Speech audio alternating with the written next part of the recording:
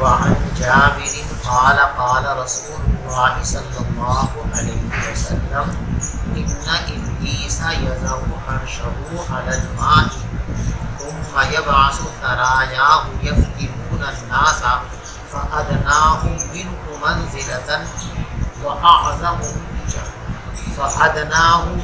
منزلة أعظمهم فتنة يجيء أحدهم فيقول فعلت كذا وكذا فيقول ما صنعت شيئا قال ثم يجيء أحدهم فيقول ما تركته حتى فرقت بينه وبين عباده قال فيدنيه منه ويقول نعم أنت نعم أنت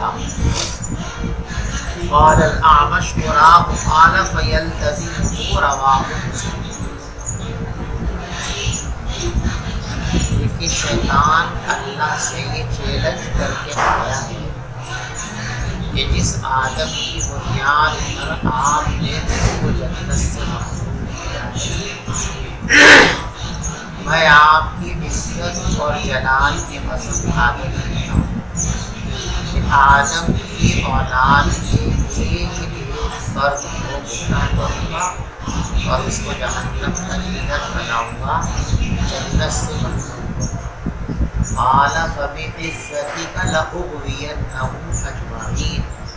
ابلیس نے کہا کہ آپ کی عزت کی قسم میں ضرور سارے لوگوں کو گمراہ کر کے چھوڑوں. چنانچہ وہ اپنی اس کوشش میں برابر لگا ہوا ہے اور قیامت تک لگا رہے گا. اللہ اس کے شر سے ہم سب کی حفاظت کرے. اس کا جو اپنا مشن ہے اس مشن کی تفصیل اس روایت کے اندر بیان ہے کہ شیطان اپنے چیلوں کو، اپنے کام کرنے والوں کو دنیا کے مختلف علاقوں میں پھیلا دیتا ہے کہ جاؤ جہاں جیسا موقع ملے لوگوں کو راہ راست سے ہٹاؤ اور ان کو جہنم کے راستے بتاؤ. چنانچہ پوری فوج دنیا میں پھیل جائے. اب اس کے بعد جیسا جس کا موقع ملتا ہے، کوئی کسی کو بدعت میں مبتلا کر دیتا ہے، چوری میں مبتلا کر دیتا ہے، زنا میں مبتلا کر دیتا ہے، کوئی کسی سے قتل ناحق کرا دیتا ہے. جو بھی گناہ ہو سکتے ہیں وہ شیاطین لوگوں کو پھیلا کر وہ گناہ کرتے ہیں. اور پھر یہ شیاطین اپنے کاموں سے فارغ ہو کر اپنی رپورٹ پیش کرتے ہی کام کرتے ہیں. ابلیس پانی پر اپنا تخت بچھاتا ہے. یہ پانی پر تخت بچھاتا ہے، یہ مجاز بھی ہو سکتا ہے اور حقیقت بھی ہو سکتی ہے. اور سارے لوگ وہاں اس تخت شاہی جو ہے ابلیس کا اس کے پاس آتے ہیں اور اپنی کارکردگی کی رپورٹ پیش کرتے ہیں کہ میں نے فلاں کو چوری میں مبتلا کر دیا، میں نے فلاں کو زنا میں مبتلا کر دیا، میں نے فلاں سے یہ کام کرا دیا، میں نے فلاں سے یہ کام کرا دیا. وہ کہتے رہتے ٹھیک ہے کوئی بڑا کام آپ کو، میں نے چوری کرا دی کوئی بڑا کام نہیں کیا، میں نے لوگوں کو زنا میں مبتلا کر دیا کوئی بڑا کام نہیں کیا. سب کی رپورٹ سنتا رہتا ہے اور کسی کی کارکردگی پر کوئی خصوصی خوشی کا مظاہرہ نہیں کرتا. حتیٰ کہ ایک چیلا اس کا آتا ہے اور وہ اپنی یہ رپورٹ پیش کرتا ہے کہ میں ایک گھر میں گیا اور شوہر اور بیوی کے دلوں میں وساوس ڈالے اور میں لگا رہا یہاں تک کہ میں نے شوہر اور بیوی کے درمیان تفریق کرا. یہ سنتے شیطان اچھل رہا ہے اور یہ کہا نعم انت، واقعی تو بہت کام کا آدمی ہے. اور بعد میں پڑھا نعم انت، ہاں تو ہے کام کا. تو نعم انت اور نعم انت دونوں طریقے سے اس کو اور نعم انت واقعی تو بہت کام کا ہے اور نعم انت ہاں اچھا ہے تو نے بڑھیا کام کیا اور اس کو سینے سے لگا لیتا ہے.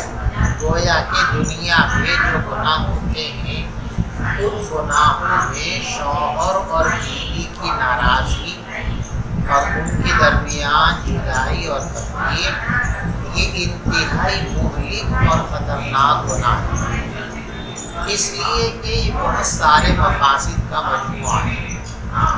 شوہر اور بیوی کے درمیان ناچاقی اور اختلاف اور طلاق دو خاندانوں میں مستقل دشمنی کا بیج ہو گئی۔ جب دشمنی ہو گئی اب گالیاں بھی ہوں گی، غیبت بھی ہوگی، آبرو ریزی بھی ہوگی، قتل بھی ہو سکتا ہے، تو بہت سارے گناہ خود بخود ہوتے چلے جائیں گے۔ اس کے علاوہ فطری طور پر مرد کو عورت کی ضرورت ہے، عورت کو مرد کی ضرورت ہے، جو ان کا جائز انتظام تھا نکاح کے ذریعے وہ انتظام فاسد ہو گیا۔ اب وہ جو ان کی خواہش ہے، عورت کی بھی اپنی ضرورت ہے، ایک بات ہے جب حلال دروازہ بند ہو گیا تو اب وہ اپنی اس ضرورت کو پورا کرنے کے لیے حرام راستہ اختیار کر سکتے ہیں۔ مرد کے لیے حلال دروازہ بند ہو گیا، وہ اپنی اس خواہش کو پورا کرنے کے لیے حرام دروازہ تلاش کرے گا تو زنا بھی ہوگا، اور زنا اپنے پیچھے بہت سارے فساد لے کر کے آتا، وہ سارے فساد کرتے ہیں۔ اس بیوی اور شوہر کے درمیان جو اولاد پیدا ہو چکی ہے اس اولاد کی تربیت کرنے والا کوئی نہیں رہے گا تو وہ جرائم پیشہ بنے گی۔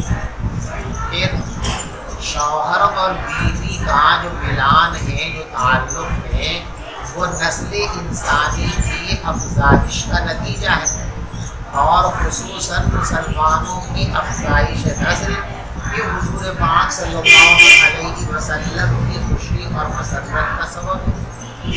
جب وہ ملیں گے، ایک ساتھ رہیں گے، تبھی تو توالد اور تناسل ہوگا، اور جب علیحدہ علیحدہ ہو گئے تو یہ کار خیر بھی رک جائے گا۔ تو شوہر اور بیوی کے درمیان انتشار اور اختلاف یہ بہت سارے مفاسد کا مجموعہ ہے۔ اس لیے جب کسی گھر کے اندر شوہر اور بیوی کے درمیان اختلاف، لڑائی اور جھگڑا ہوتا ہے تو شیطان اس پر بے انتہا خوش ہوتا ہے، اور اس کا جو چیلا یہ کارروائی انجام دلاتا ہے اس کو شاباشی دیتا ہے اور اس کو سینے سے لگا لیتا ہے۔ اسی کو اس روایت کے اندر بیان کیا گیا۔ حضرت جابر رضی اللہ تعالیٰ فرماتے ہیں کہ شیطان اپنا تخت بچھاتا ہے پانی پر، ثم یبعث سرایاہ، پھر وہ اپنے لشکر روانہ کرتا ہے، یفتنون الناس، اور یہ لشکر لوگوں کو فتنے میں مبتلا کرتے ہیں، گمراہ کرتے ہیں۔ فَأَدْنَاهُمْ مِنْهُ مَنزِلَةً، بس ابلیس کے سب سے قریب ترین مقام پر وہ شیطان ہوتا ہے، اعظمہم فتنۃ، جو سب سے بڑا فتنہ کرتا ہے، جو انسانوں کو جتنے بڑے گناہ میں مبتلا کر کے آتا ہے، ابلیس اتنا ہی اس کو اپنے نزدیک اور قریب کرتا ہے، اس سے خوش ہوتا ہے۔ فَيَقُولُ یجیء احدہم، چنانچہ ایک شیطان آتا ہے اور وہ یوں کہتا ہے فعلت کذا و کذا، میں نے یہ اور یہ کام کیا۔ فَيَقُولُ مَا صَنَعْتَ شَيْئًا، تو ابلیس کہتا ہے تم نے کوئی خاص کام نہیں کیا۔ راوی کہتے ہیں پھر ایک اور آتا ہے اور وہ کہتا ہے ما ترکتہ، میں نے فلاں کا پیچھا نہیں چھوڑا، حتی فرقت بینہ و بین امرأتہ، یہاں تک کہ میں نے اس کے اور اس کی بیوی کے درمیان علیحدگی اور تفریق کرا دی۔ یہ علیحدگی اور تفریق ناراضگی والی بھی ہو سکتی ہے، یعنی جب لڑائی اور جھگڑا ہو جاتا ہے تو بیوی مائکے میں جا کر کے بیٹھ گئی کہ میں نہیں آ رہی، شوہر اپنے گھر نخرے میں بیٹھ گیا کہ میں لینے نہیں جا رہا، تو دوری۔ فرقت بینی و بینہ، تفریق کا مطلب دوری اور تعلقات کی ناہمواری بھی ہو سکتی ہے، اور تفریق کا مطلب طلاق بھی ہو سکتی ہے کہ میں نے اتنی نفرت ان کے اندر پیدا کی، اتنی اتنی نفرت ان کے اندر پیدا کی کہ طلاق کی نوبت آ گئی. بات سمجھے بھائی؟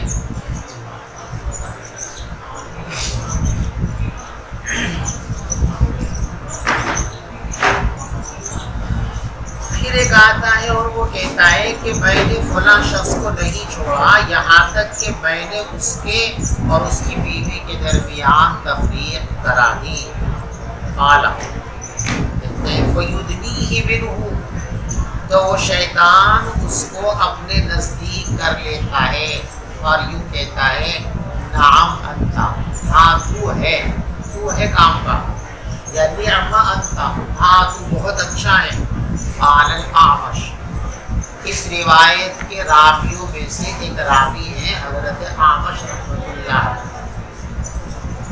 وہ کہتے ہیں کہ مجھے بالکل 100% یقین تو نہیں ہے، لیکن یہ یاد پڑتا ہے، مجھے دھیان آتا ہے کہ جب یہ حدیث ہم اپنے استاد محترم سے پڑھ رہے تھے تو ہمارے استاد محترم نے اس روایت میں یہ جملہ بھی ہم کو پڑھایا تھا فَيَلْتَزِمُ، کہ شیطان اس کی کوری بھر لیتا ہے، اس کو سینے سے لگا لیتا ہے، اس سے معاہدہ کر لیتا ہے. قال الاعمش، اعمش کہتے قرآن، میرا خیال یہ ہے کہ وہ بھی کہا تھا استاد محترم نے فَيَلْتَزِمُ، شیطان اس کو سینے سے لگا لیتا ہے، شیطان اس کی کوری بھر لیتا ہے. رواہ مسلم. سمجھ میں آ گئی بات؟ چلیے.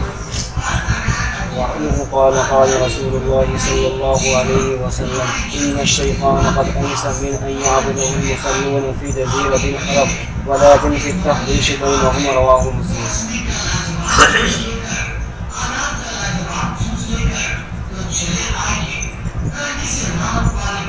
اللہ کے جو خاص بندے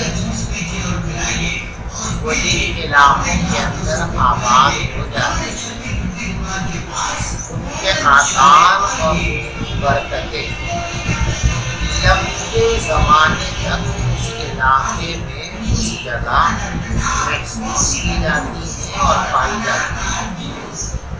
کوئی بزرگ کسی شہر میں رہتا ہے، کسی گاؤں میں رہتا ہے، وہ بزرگ دنیا سے چلے جائیں گے، ظاہر بات ہے اس وقت، لیکن بزرگ کے چلے جانے کے بعد بھی اس خطے اور اس علاقے میں ان کی برکتوں کے آثار باقی رہتے ہیں اور وہ محسوس کیے جاتے ہیں. جب عام اولیاء کو اللہ تبارک و تعالیٰ نے یہ مقام عطا فرمایا ہے تو جن کی وجہ سے لوگ اولیاء بنے تو کون ہے؟ جن کی وجہ سے ولی بنے لوگ کچھ نہیں پتا. حضور پاک صلی اللہ علیہ وسلم کی تربیت اور آپ کی تعلیم کے نتیجے میں تو ولی بنا جو بھی بنا. جس کا حضور سے تعلق نہیں ہے وہ آسمانوں میں بھی اڑ جائے تو ولی ہے یہ نا. تو حضور پاک صلی اللہ علیہ وسلم کی تمام ولایتوں کی بنیاد وہ سید الاولیاء. جب عام اولیاء کی یہ برکت ہے کہ وہ جہاں رہتے ہیں ان کے جانے کے بعد بھی وہاں ان کی برکتیں محسوس کی جاتی ہیں. تو حضور پاک صلی اللہ علیہ وسلم جہاں رہے ہوں اس علاقے میں آپ کی برکتیں محسوس کی جائیں گی نہیں کی جائیں گی. اس روایت میں یہی بیان کیا گیا کہ حضور پاک صلی اللہ علیہ وسلم کا جو مسکن ہے خطۂ حجاز، آپ کی برکت یہ ہے کہ قیامت تک کے لیے شیطان نے بھی ہتھیار ڈال دیے.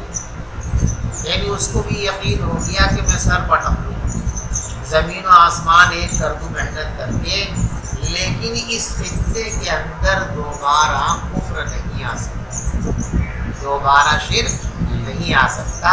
اس سے تو شیطان بالکل مایوس ہو چکا کہ اب میں دوبارہ اس خطے کے اندر لوگوں کو بت پرستی کے اندر مبتلا کر دوں، یہ نہیں کر سکتا. سمجھ ہماری بات؟ حجاز یعنی مکہ اور مدینہ. حجاز تو ایک بڑا علاقہ ہے لیکن یہاں مراد اس سے مکہ اور مدینہ اور اس کے اطراف. کہ یہ دو شہر قیامت تک کے لیے بت پرستی سے محفوظ کر دیے گئے۔ اب یہاں کبھی بت پرستی نہیں ہوگی۔ ہاں جب قیامت آئے گی تو ایسا ہوگا، اور جب قیامت آئے گی ایسا ہوگا تو پھر تو دنیا ختم ہو رہی ہے، لہٰذا وہ تو اور نہیں ہونا ہے۔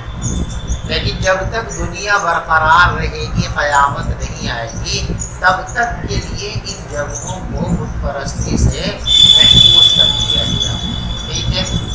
لیکن اس کا یہ مطلب نہیں ہے کہ شیطان ہتھیار ڈال کے بیٹھ گیا، بھائی جب یہ لوگ بت پرستی میں مبتلا نہیں ہوں گے تو چلے یہاں سے بستر باندھو، ایسا نہیں۔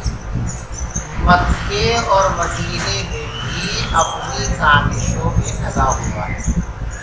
مشرک تو ان کو نہیں بنا سکتا، کافر تو ان کو نہیں بنا سکتا، لیکن دوسرے کام تو کرا سکتا ہے، غیبتیں کرا سکتا ہے، چوریاں کرا سکتا ہے، زنا کرا سکتا ہے، یہ کرا سکتا ہے، وہ کرا سکتا ہے، وہ تو ساری کارروائی جاری ہے۔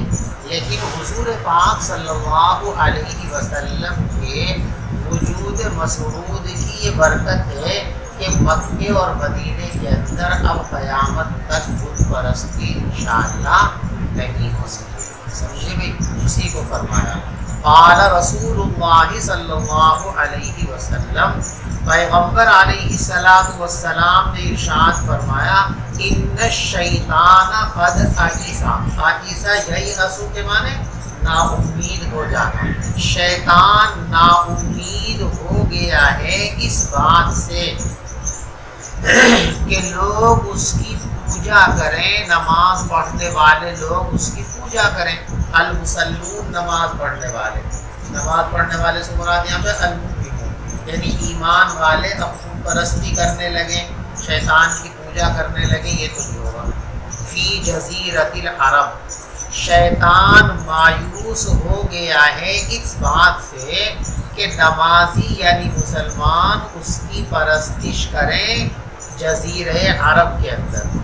دیکھو یہاں ایک سوال چھوٹا سا یہ ہو سکتا ہے کہ کوئی بھی دنیا میں یہ نہیں کہتا کہ میں شیطان کا پجاری ہوں، کوئی بتوں کا پجاری ہے، کوئی سورج کا پجاری ہے، چاند کا پجاری ہے، آگ کا پجاری ہے، کنڈن کا پجاری ہے، پیتل کا پجاری ہے، گڑ کا پجاری ہے، پانی کا پجاری ہے۔ ایسا دنیا میں کوئی نہیں جو یوں کہتا جی میں تو شیطان کو خدا مانتا ہوں، شیطان کا پجاری، ایسا کوئی بھی نہیں ہے۔ تو شیطان کی عبادت تو کوئی بھی نہیں کرتا۔ اشکال ہوگا نا، اس کا جواب ذہن کریں گے۔ یہ سارے کام لوگ جو کرتے ہیں کس کے کہنے سے کرتے ہیں؟ شیطان۔ جب شیطان کے کہنے سے دوسری چیزوں کی عبادت کرتے ہیں تو گویا شیطان ہی کی عبادت ہے۔ کوئی آدمی یوں کہے آپ سے، کسی آدمی سے آپ کو عقیدت ہے، محبت ہے، ٹھیک ہے، اس نے آپ کو کہا بھی دیکھو فلاں کی نگرانی میں جا کر تم یہ کام انجام۔ اب وہ آدمی کھڑے ہو کر آپ سے کام کرا رہا ہے، یہ کرو یہ کرو یہ کرو یہ کرو یہ کرو، تو بظاہر تو وہ کرا رہا ہے، لیکن حقیقت میں آپ کس کی بات مان رہے ہیں؟ وہ جو سربراہ ہے جس سے آپ کو عقیدت اور محبت ہے۔ تو شیطان کی براہ راست پوجا نہیں کرتے کہ یہ رہا شیطان کا مجسمہ سے سجدہ کریں، لیکن جس کو بھی اللہ کے علاوہ سجدہ لوگ کرتے ہیں دنیا میں، اس کا سبب کیا ہے؟ شیطان کا اغوا اور شیطان کی سازش، تو گویا شیطان کی پرستش۔ تو من ان یعبدوا، لوگ اس کی پوجا کریں یعنی بتوں کی پوجا کریں، غیر اللہ کی پوجا کریں۔ سمجھ میں آئی بات نہیں؟ ولیکن فی التحریش بینہم، لیکن مسلمانوں کو آپس میں بھڑکانے میں اس کی امید باقی ہے۔ یعنی ایسا تو نہیں ہے کہ یہ جو ہے لوگوں کو کچھ نہ کہیں، یہ ضرور بھی ضرور کیا کرے گا، ان علاقوں کے اندر بھی لوگوں میں باہمی اختلاف پیدا کرے گا۔ اور باہمی اختلاف جو ہے یہ ہزاروں لاکھوں کروڑوں گناہوں کی بنیاد ہے۔ جس میں نے بھی عرض کیا کہ کسی آدمی سے دوسرے آدمی کا اختلاف ہو گیا، کہنے کو تو ایک اختلاف 2 منٹ کو تو میں ہوگی، بات ختم ہو گئی، لیکن یہ ذرا سی تو میں اور اختلاف جو ہے اس کے نتیجے میں کیا ہوگا؟ آبرو ریزی مسلمان کی حرام ہے، یہ جو دونوں توتو بہبے کا شکار ہوئے ہیں ان میں سے ہر ایک کی کوشش ہوگی اس کی آبرو اتارنے. غیبت جس کے بارے میں کہا گیا الغیبت اشد من الزنا، کہ غیبت کا گناہ زنا سے بھی زیادہ سنگین جو ہے. غیبت کریں گے ایک دوسرے کی نہیں کریں گے، چغلخوری کریں گے کہ نہیں کریں گے، ایک دوسرے کو مالی نقصان پہنچائیں گے نہیں پہنچائیں گے، جانی نقصان، یعنی جتنے بھی جرائم ہو سکتے ہیں وہ سب ہوں گے. تو شیطان عربوں کو بالخصوص مکے اور مدینے کے باشندوں کو بت پرستی کی تلقین تو نہیں کر سکتا، اسے پتہ ہے کہ یہ کامیاب ہونے والا، لیکن سنگین طور پر اس کی کوششیں یہ ہوں گی کہ یہ مسلمان آپس میں بھڑ جائیں گے، پھسل جائیں گے. مانا قرآن میں کہ جب تم جھگڑنے لگو گے فشل تم، تو پھسل جاؤ گے، ناکام ہو جاؤ گے. اللہ ہم سب کی اس سے حفاظت فرمائے. ولیکن فی التحریش بینہم، لیکن وہ مسلمانوں کو آپس میں بھڑکانے سے نا امید نہیں ہوا.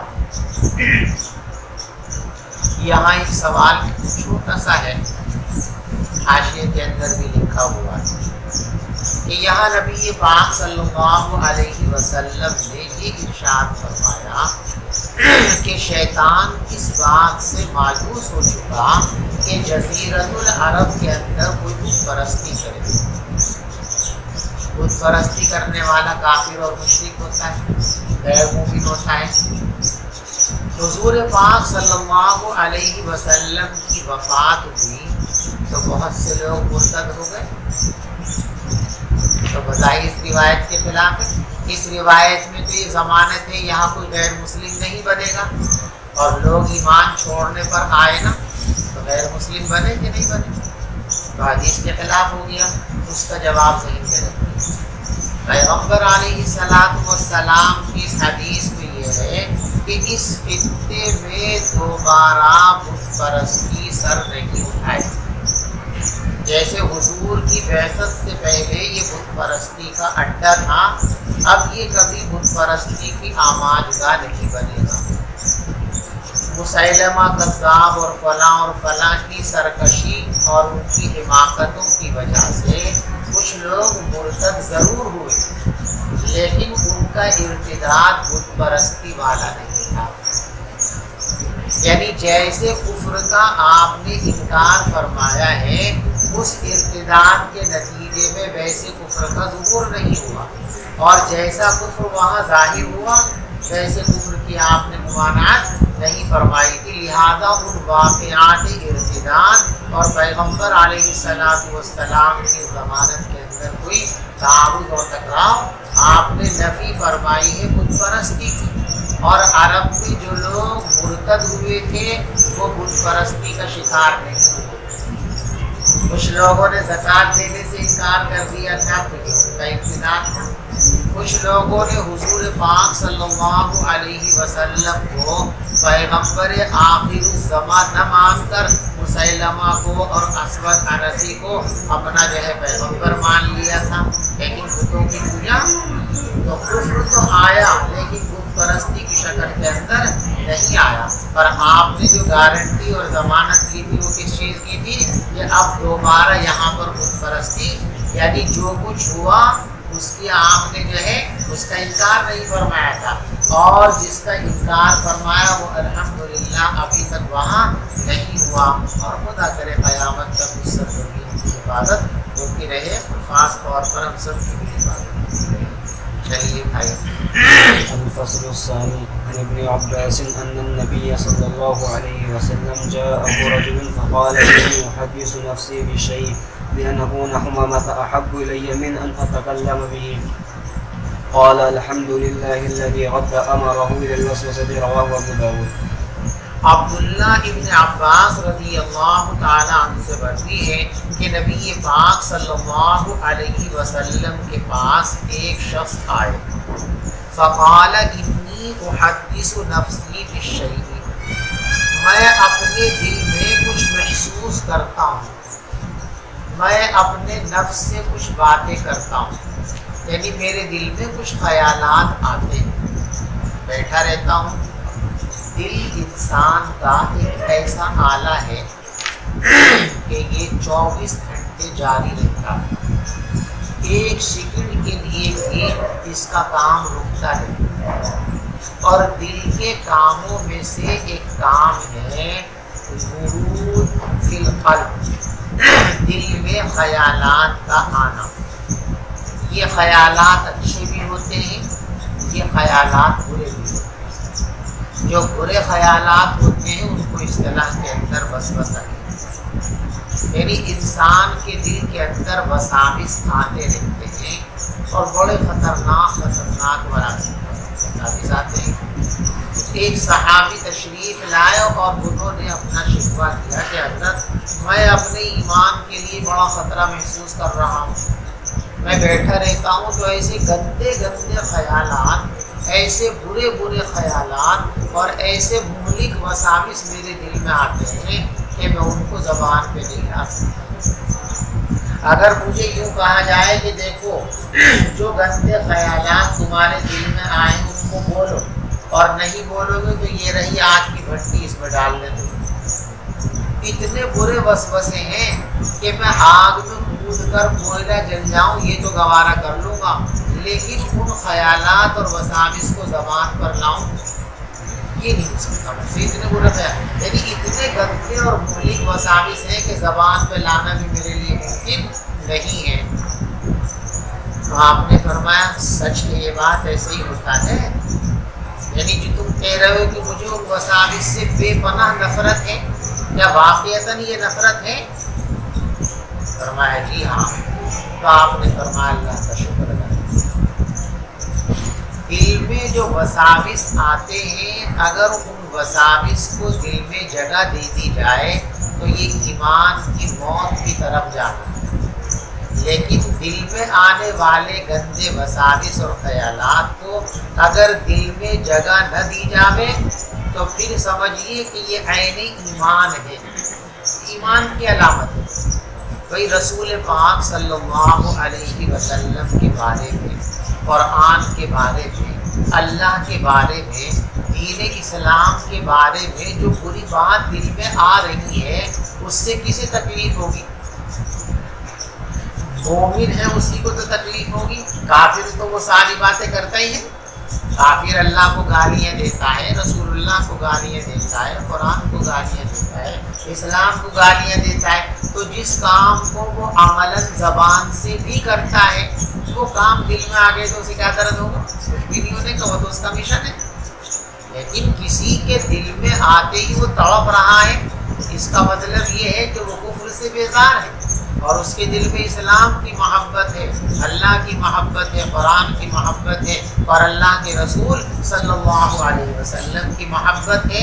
لہذا وہ قابل گرفت نہیں ہے بلکہ وہ تو قابل حمد ہے کہ اس کے دل میں ایمان کا تخم اور ایمان کا بیج موجود ہے، ایمان کا درخت لگا ہوا ہے۔ تو جب یہ بات انہوں نے کہی تو حضور نے فرمایا الحمدللہ، اللہ کا شکر ہے۔ پیغمبر علیہ السلام کے پاس ایک شخص آئے اور یوں کہا انی احدث نفسی بالشیء، میرے دل میں کچھ باتیں آتی ہیں، لأن اکون، یہ لام تاکید کا ہے، سمجھ گئے بھائی؟ لأن، یقیناً یہ بات کہ میں جل کر کوئلہ ہو جاؤں، احب الیہ، یہ میرے نزدیک زیادہ پسندیدہ ہے، من ان اتکلم بہ، اس کے مقابلے میں کہ میں اس وسوسوں کو زبان پر لاؤں۔ جل جاؤں، مر جاؤں یہ تو آسان ہے، لیکن ان باتوں کو زبان پر لاؤں یہ میرے لیے ممکن نہیں ہے۔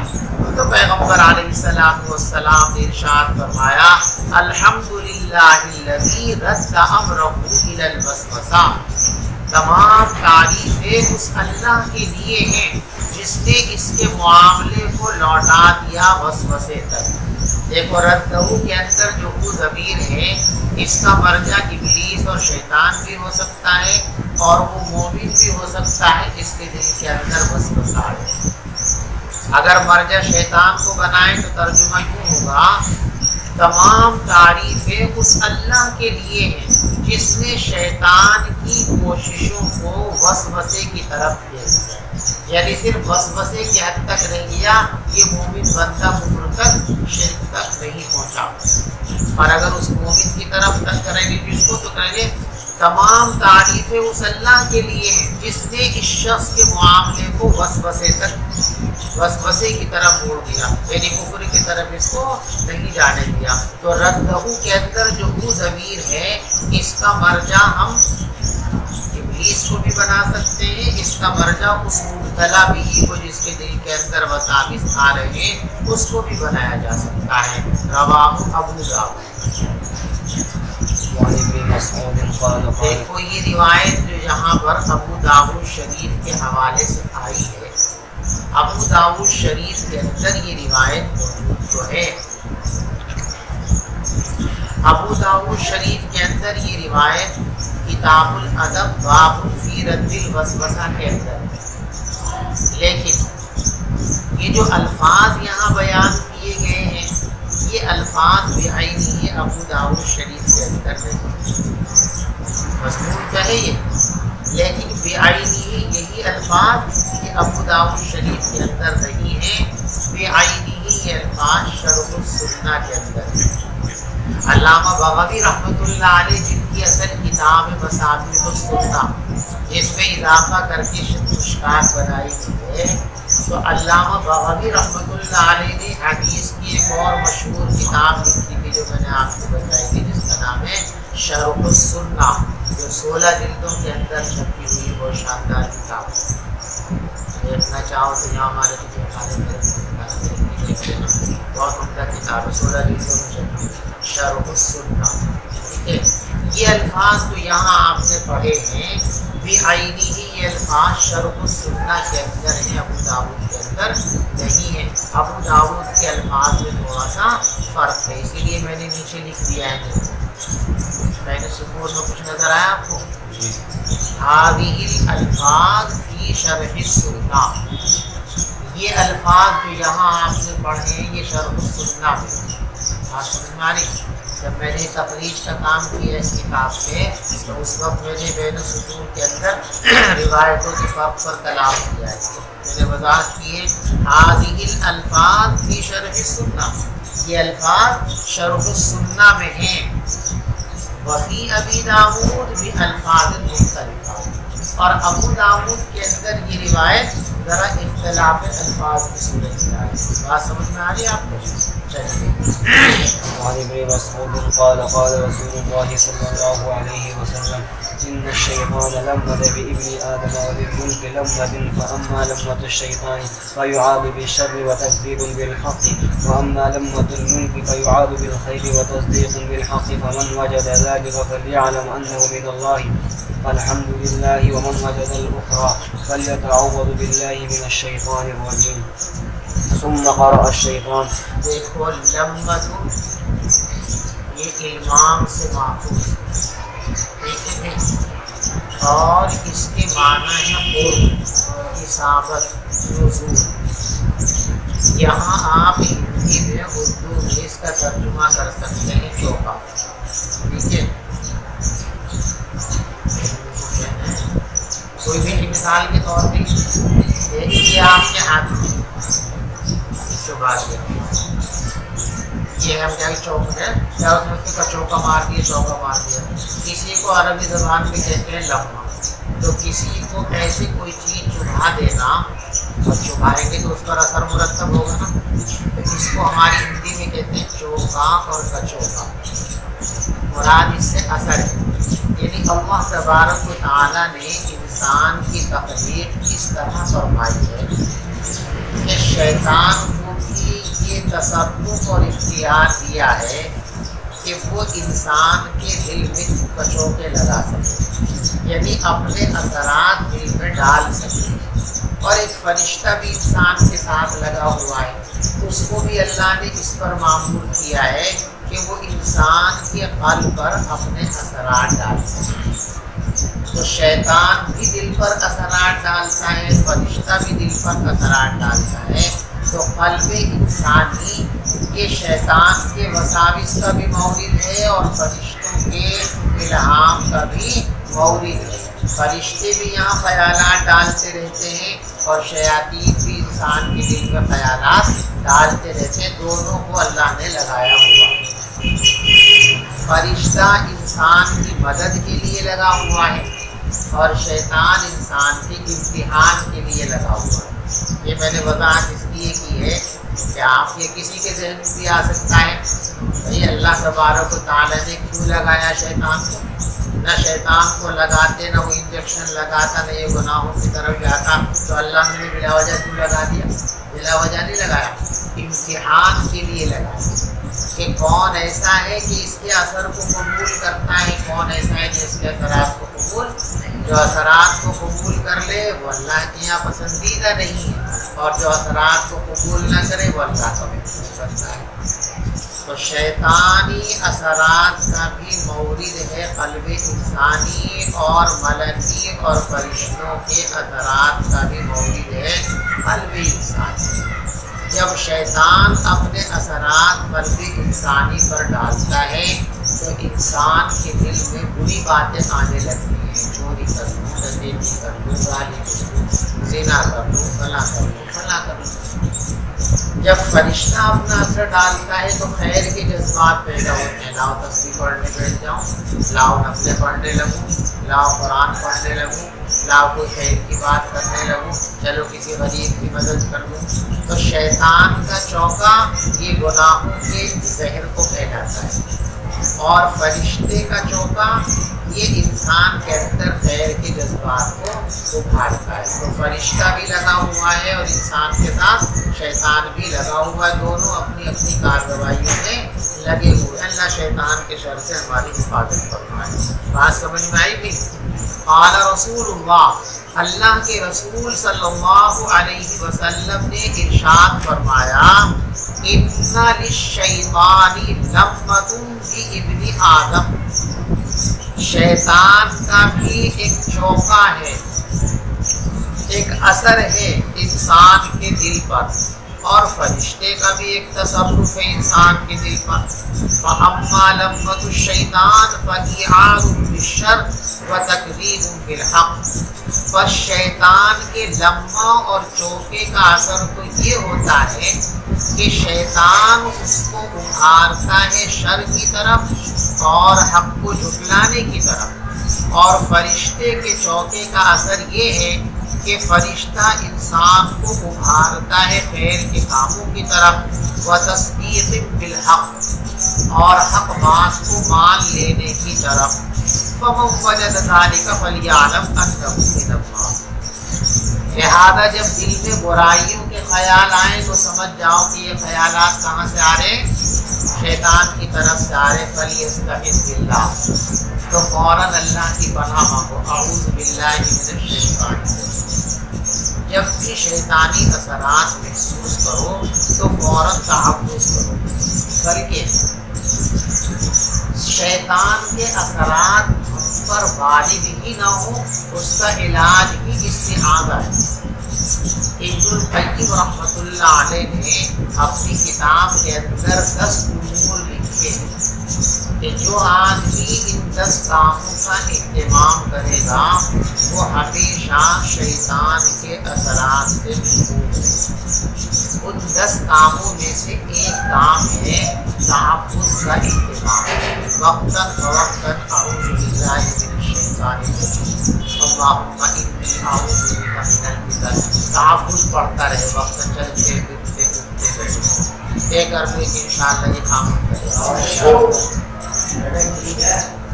سمجھ میں آتی بات ہے؟ اور ایک کام حضرت نے لکھا ہے، ہما وقت باوضو رہنا۔ جو آدمی ہر وقت باوضو رہنے کا اہتمام کرے گا تو جہاں اس کو اور فضیلتیں ملیں گی، مثلا ایک فضیلت یہ ہے کہ جب بھی ایسے انسان کی وفات ہوگی تو ایسا انسان جو ہے وہ شہید کہلائے گا، اس کو شہادت کا درجہ ملے گا۔ ہمیشہ ضرورت کو تب بھی ایسے نہیں کہ نماز پڑھنی ہے قرآن پڑھنا ہے کہ چلو وضو کر لو، نہیں، کوئی عبادت پیش نظر ہو یا نہ ہو، جیسے ہی وضو کرے فوراً وضو کر لو۔ ہمیشہ 24 گھنٹے باوضو رہنے کا اہتمام کرنا یہ شیطان کے اغوا اور شر سے محفوظ رکھتا ہے۔ تو اس کا عادی ہو جائے گا انشاءاللہ شیطان کے اثرات ذاتی پر نہیں آئے۔ تو تحفظ کا اہتمام کرو اور باوضو رہنے کا اہتمام کرو۔ اور باوضو رہنے کے بڑے فوائد، دو فائدے تو یہ ہو گئے۔ تیسرا بڑا فائدہ جو آپ سے اور ہماری لائف میں حصول ہے، ہم سب طالب علم ہے نا، اللہ ہم کو سچا طالب علم بنا دو، تو ہمارا جو میدان ہے اس میدان میں باوضو رہنے کا بڑا دخل ہے، اس لیے کہ ہم جس چیز کی متلاشی ہیں وہ نور ہے، نور العلم نور من الہ، نور ہے نا، اور الجنس یمین الی الجنس، ہر چیز اپنی جنس کی طرف بڑھتی ہے۔ اگر ہمارے جسم میں جو ہے گندگیاں ہیں، ہمارے دل میں گندگیاں ہیں، تو دل کیسے آئے گا؟ کہیں آدمی بیٹھے ہوں تو آپ کا دل چاہے گا میں بھی بیٹھ جاؤں، اور کہیں کتے بیٹھے ہوں بہت سارے، کون بیٹھنا چاہے گا؟ دامن بچا کے نکلے گا نا، بھیڑیوں کی بھیڑوں دامن بچا کے نکلے گا۔ الجنس یمین الی الجنس، ہر چیز اپنے ہم جسم کی طرف مائل ہے۔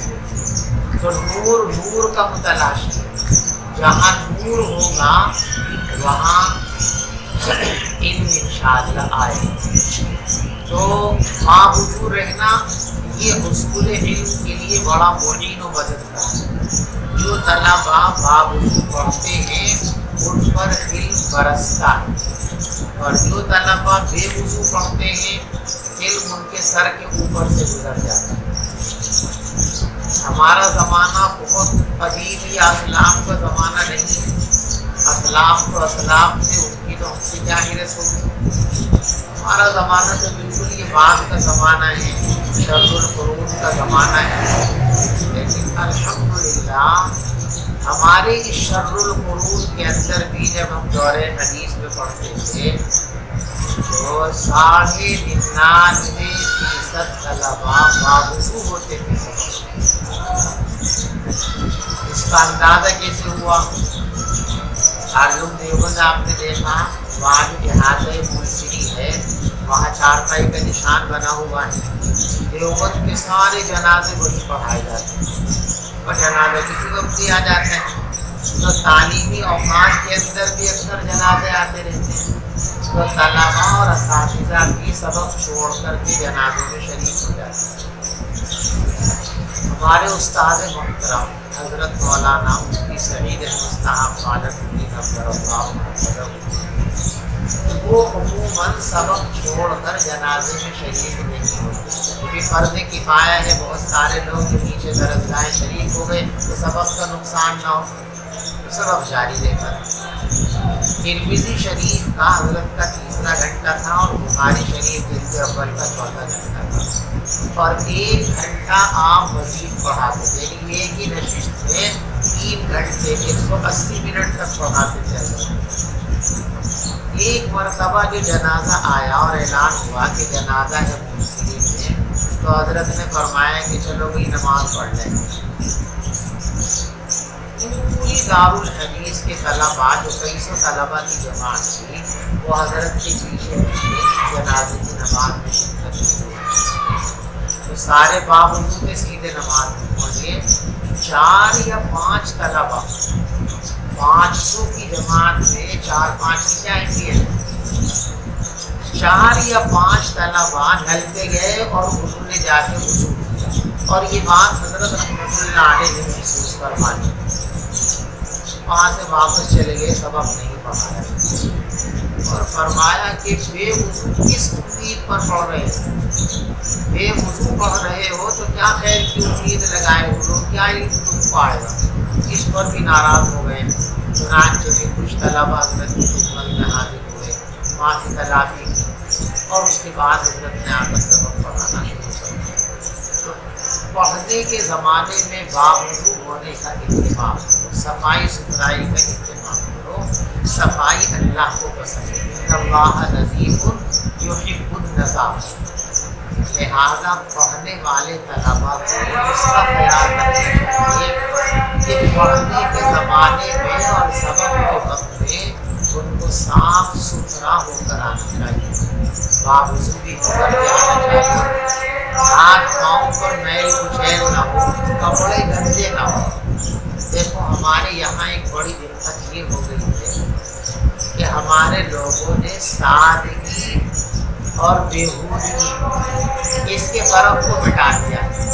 سادگی علیحدہ ہے، بےہودگی علیحدہ ہے۔ سادگی تو ایمان کا حصہ ہے۔ کسی کتاب میں جلد ثانی میں آپ روایت پڑھو گے، الا تسمعون ان البذالۃ من الایمان، الا تسمعون ان البذالۃ من الایمان، ارے اچھی طرح سنو، سادگی ایمان کا حصہ ہے، سادگی ایمان کا اثر ہے۔ تو سادگی تو پسند ہے لیکن گندگی پسند نہیں ہے۔ ان اللہ نظیف یحب النظافہ۔ میلے کپڑے ہیں، ارے بس سادگی ہے جی، ہمارا جان جا فیشن کرنا۔ گندے کپڑے پہننا سادگی نہیں، بےہودگی، معمولی درجے کا کپڑا ہو، قیمت لگا ہوا کپڑا ہو لیکن دھلا ہوا۔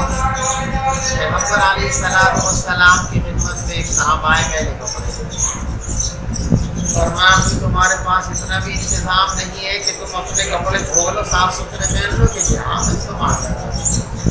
فرمایا ان اللہ یحب ان یری اثر نعمتہ علی عبدہ، اللہ جب کسی کو نعمت دیتے ہیں تو اللہ کو یہ بات اچھی لگتی ہے کہ اس نعمت کے اثرات اس کی زندگی کے اندر محسوس ہونے چاہیے، دیکھ کے پتہ چلے کہ ہاں اللہ نے اس کو نوازا ہے، اللہ نے اس کو نعمت عطا فرمائی۔ تو باوضو رہنے کا اہتمام کرو، کپڑے چاہے معمولی ہو، 100 پیمند بھی لگے ہوئے ہوں لیکن صاف ستھرے ہو، میل نہیں ہونا چاہیے، میل کچیل نہیں ہونا چاہیے، اور اللہ خوشبو اگر دے تو خوشبو لگا کر پڑھنا اور پڑھانا چاہیے۔ بات سمجھ میں آگے بھی؟ تو اعوذ باللہ سے بات کہ اعوذ باللہ پڑھنی چاہیے اگر شیطان کا اثر محسوس ہو، اور شیطان آپ پر اثر انداز نہ ہو، اس کے لیے یہ ہے کہ آپ باوضو رہنے کا اہتمام کریں۔ اللہ فہم وجدہ، بس جو آدمی فرشتے کا اثر محسوس کرے، یعنی خیر کے جذبات اس کے دل میں آئے، تو یقین کر لے کہ یہ جذبات اللہ کی طرف سے آئے ہیں۔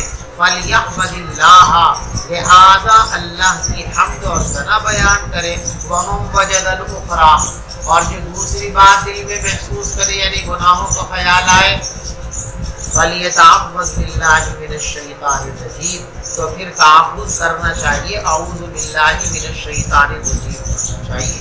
ثم قرأ، پھر آپ نے دلیل کے طور پر یہ آیت کریمہ تلاوت فرمائی، الشیطان یعدکم الفقر ویأمرکم بالفحشاء، شیطان تم کو ڈراتا ہے فقر سے اور تمہیں حکم دیتا ہے بے حیائی کی اور گندی باتوں کا، اور اللہ کیا کرتا ہے، واللہ یعدکم مغفرۃ منہ وفضل، اور اللہ تم سے وعدہ کر رہا ہے بخشش کا اور انعام کا، اور اللہ بڑے وسعت والے۔ رواہ الترمذی، حضرت امام ترمذی رحمۃ اللہ علیہ نے اپنی سنن میں اس روایت کو نقل کیا ہے اور یہ ارشاد فرمایا، ھذا حدیث غریب، یہ حدیث غریب ہے۔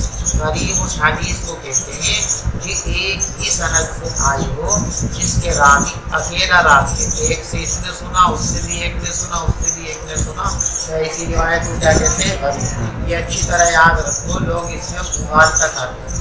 لفظ غریب کا مطلب ضعیف نہیں، صحیح حدیث بھی غریب ہوتی ہے۔ بخاری شریف صحیح ہے نا، بخاری شریف کی جو سب سے پہلی حدیث ہے تو صحیح ہے کہ نہیں ہے، لیکن صحیح ہونے کے باوجود وہ غریب ہے، تو غریب ہونے کا مطلب ضعیف نہیں، غریب ہونے کا مطلب کیا ہے، اس کی سند میں تعدد نہیں، ایک ہی راوی ہے نیچے سے اوپر، اس کو غریب بھی کہتے ہیں، اس کو فرد بھی کہتے ہیں۔ بات سمجھ گئے؟ تو لفظ غریب کا مطلب اس لیے کہ غریب ہونا، عزیز ہونا، مشہور ہونا، یہ راویوں کی تعداد سے متعلق ہے۔ اور صحیح ہونا، حسن ہونا، ضعیف ہونا، یہ راویوں کی صفات سے متعلق چیز ہے۔ تو صفات علیحدہ ہے تعداد، تو غرابت کا تعلق تعداد سے ہے، اوصاف سے، اور صحیح اور غیر صحیح اوصاف کی بنیاد پر ہوتی ہے۔ لہذا غریب ہونے کا مطلب ضعیف نہیں ہوتا، بلکہ صحیح حدیث بھی کیا ہوتی ہے؟ غریب ہوتی ہے۔ بخاری شریف کی جو سب سے پہلی حدیث ہے جو اعلیٰ درجے کی صحیح حدیث ہے، لیکن اس کے باوجود کیا ہے؟ غریب ہے۔